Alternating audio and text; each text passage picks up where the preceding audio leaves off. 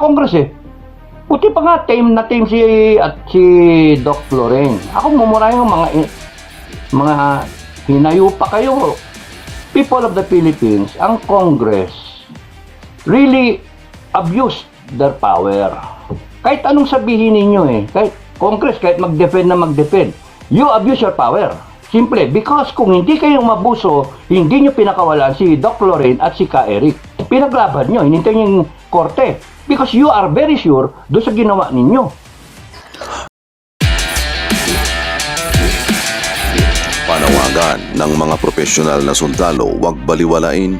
Baka kapag napuno na ang salok ng mga sundalo, naku po, baka matulad tayo sa bansang Thailand, Myanmar at Cambodia na wala ng eleksyon dahil ang mga tao doon ay hindi na naniniwala sa eleksyon dahil sa mga korap na politiko ang nakaposisyon, mga militar na. Kaya ang mga tambaluslos at mga buhayang congressman bumahag ang kanilang mga buntot sa panawagan ng PMEers.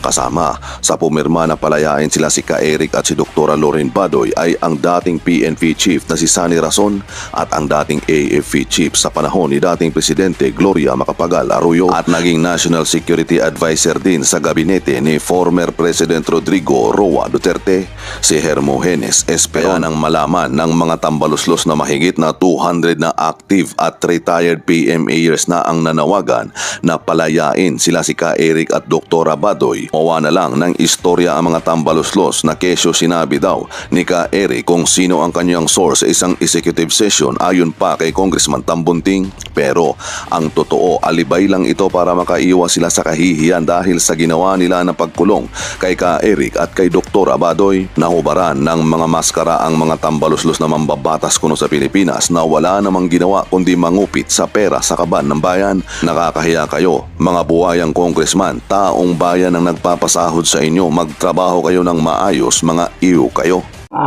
Animal na mga congressman to, ganyan-ganyan, abusado kayo. Oh, kita nyo, galit na kami, nagalit kami, sige. O, tapos natakot. Ano ba magandang title? Meron ako sinulat eh.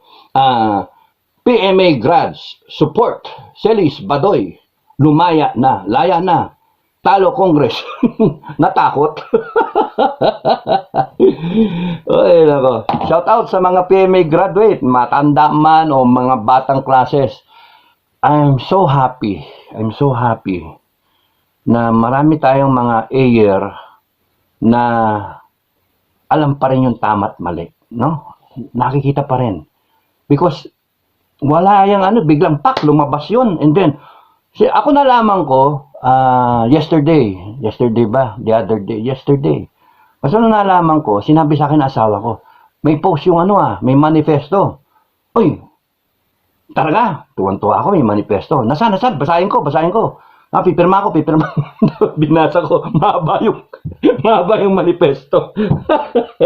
Mahaba eh. Dami. Tapos nakasama ba yung mga punto? Ganyan. Sige. Sino may pakana nito? Di naman sinabi kung sino may pakana eh. Basta lumitaw siya and then, ayan na, pinost na nila Sas, nila Loretta Chu, si Crisette. Ano nga pala, clap, Crisette, no? Maraming salamat sa inyo. Sa inyong sakripisyo sa bayan, ano? At lahat kayo. panalo yung mga tao. Pero, hindi pa tapos ang laban. Hindi pa tapos. Parang Fernando po. Hindi pa tapos. Kakalusin na kayo. You know, Congress, hindi i-correct ko yung binabalita kasi ng ibang vlogger, natakot ang Congress, inorderan na Supreme Court. Wala pa yung Supreme Court. Nag-file pa lang ng kaso. Hindi kaso actually hindi kaso. Petition. Habeas corpus tsaka certiorari.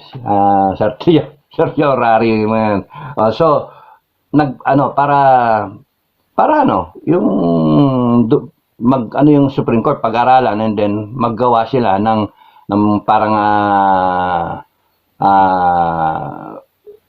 action kung kakatigan nila yung Congress o hindi. Kung sasabihin ng Supreme Court yung Congress, may power yung Congress, kaya tama lang yung mag-contempt sila, may contempt power sila. Pwedeng ganun na sagot ng Supreme Court.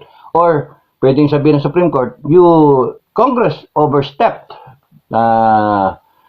They do not know the law. Yung mga ganun ba? They violated the Constitution. They violated the rights of Celis and Badoy. The Supreme Court, kung kahapon Monday ng hapon, pinail ni Attorney Roque, no? Ni Spox Roque, siya, magde-deliberate pa yung Supreme Court. I-schedule pa yan kung kailan. But since ang Congress na i-release na sila, parang Congress is hoping na maging moot and academic para hindi na mag-meeting ang Supreme Court. Ang pinapanalangin ko,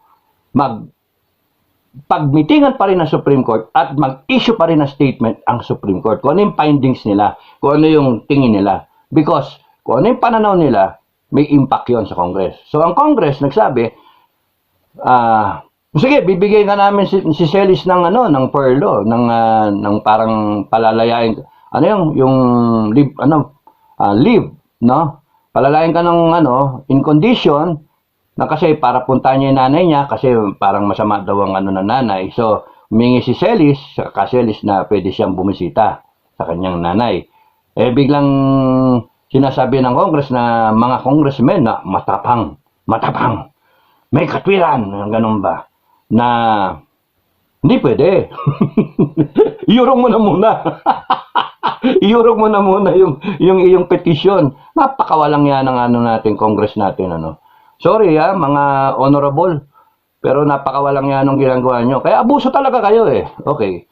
Kaya nga marami sa amin nag-indicate na pumirma. Now, ang yata, 150 plus na.